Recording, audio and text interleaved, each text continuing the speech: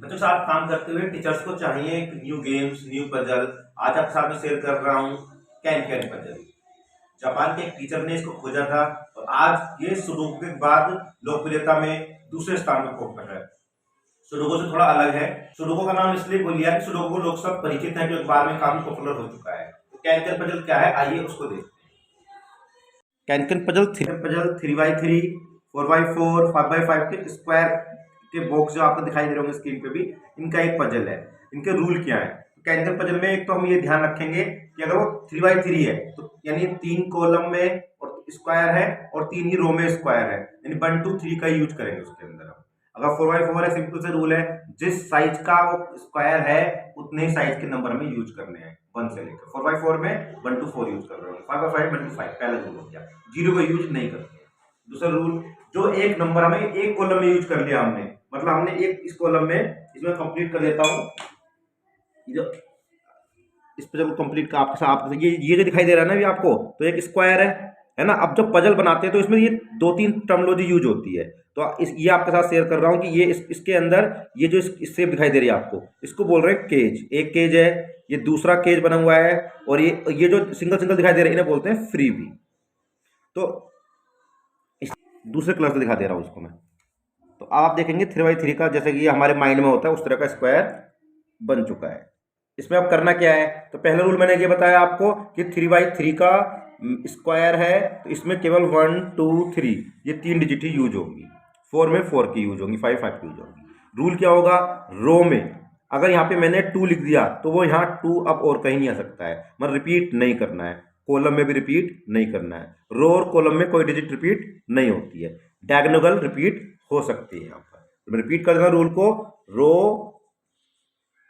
और कॉलम में। बाद ये जो आपको मैंने बताया कुछ केज होते हैं और ये नंबर लिखे होते हैं ऑपरेशन के साथ में, जैसे यहाँ पे लिखा हुआ है 9 प्लस 3 मल्टीप्लाई, तो ये हमारे जो बेसिक 4 ऑपरेशन होते हैं, plus minus multiplication and division, arithmetic operations के लिए ये प्रॉब्लम सॉल्विंग और लॉजिकल थिंकिंग के लिए पजल है। आप लोगों ने ऑब्जर्व किया होगा कि सुडोकू से कैसे डिफरेंट है। सुडोकू ब्रेन के लिए साइंटिस्ट उसको बेस्ट बता रहे हैं रिसर्च के बाद में, कि सोल्व करना हमें ब्रेन को इंप्रूव करने के लिए बहुत अच्छा है। कि मैथमेटिकल स्किल्स के लिए, लॉजिकल प्रॉब्लम सॉल्विंग के लिए कैन कैन पजल उसी तरह काम करने वाली है, क्योंकि कैन उसमें हम नंबर का रिप्लेस अल्फाबेट से भी कर सकते हैं सुडोकू में। और यहाँ पे हमें अगर जितना जैसे हम स्केल बढ़ाते रहेंगे 3x3 या 4x4 9x9 होगी, तो माइंड में मैथमेटिकल ऑपरेशंस को भी सोल्व करना होगा। तो आइए इस प्रयोग में जो मैं आपको सोल्व करके दिखा रहा हूं मैं तो इसमें जैसे आपको पता है कि पहला रूल है, ये जो यहाँ पे फ्रीबी में कुछ 2 लिखा है, तो जो लिखा है उसको आपको लिखना ही होता है, यानी यहाँ 2 आएगा ही आएगा। यहाँ भी 2 लिखा है, यहाँ भी 2 आएगा, तो ये मैंने लिख दिया। यानी जो नंबर में जो फ्रीबी है, जो एक सिंगल खाना बचा हुआ है, उसको फ्रीबी बोलते हैं। उसमें जो डिजिट लिखी होगी वो आपको वहीं भरनी है। अब आपको ये भी पता है कि 1 and 3 में लिख सकता हूँ यहाँ पर, और ये केस बना हुआ है, तो ये इस केस में जो 3 डिजिट आएंगी, इनका मल्टीप्लिकेशन मुझे 3 लेके आना है। मुझे क्लियर हो गया?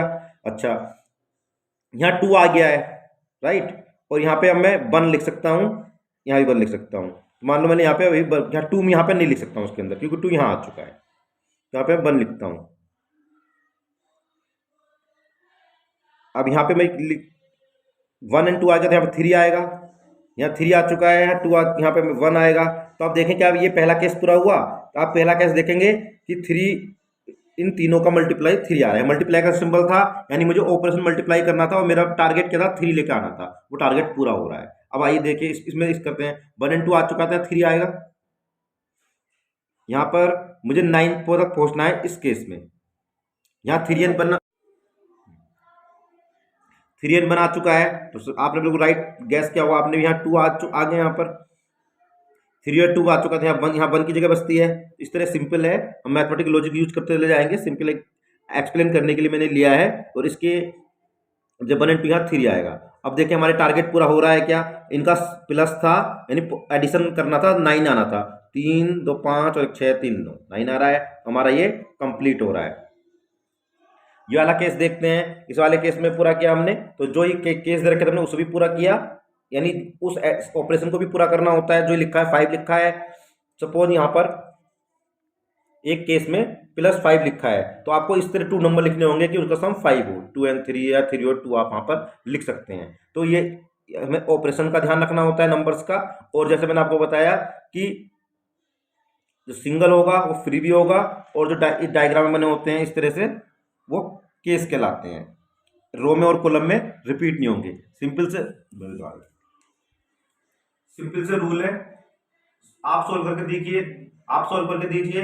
बच्चों को काफी एक्सप्लोर करते हुए ट्राई किया, वो काफी टाइम लेते हैं स्टार्टिंग में रूल समझने में, और एक बार समझ आते हैं तो ये इस तरह की एक्टिविटी है कि आपने एक बार उन्हें बता दिया, बना के दे दिया, अब आपका रोल बहुत कम हो जाता है। बच्चे अपना आप ही इंडिपेंडेंटली इसको कर रहे होते हैं, और जो सोल्व करते हैं तो जो सक्सेस जो करने का जो अचीवमेंट होता है उनकी वो आंखों की चमक, वो स्माइल आपके चेहरे पर देख सकते हैं। इस तरह की बड़ी बड़ी पजल कहाँ मिलेंगी आप ये सोच रहे होंगे आप, ये तो आपको मेरे चैनल पे मिलेंगी, www.vikasharmaeducation.com पे भी मैं शेयर करने वाला हूँ, तो cancanpuzzle.com जहां से मैंने कैन की पजल की वेबसाइट भी है, वहां पर आप ऑनलाइन विजिट कर सकते हैं और अपनी आप खुद भी इस तरह की पजल बना सकते हैं। अगर आपको कोई सवाल हो, कोई प्रतिक्रिया हो, कमेंट बॉक्स में हम अपना प्रश्न जारी रखेंगे।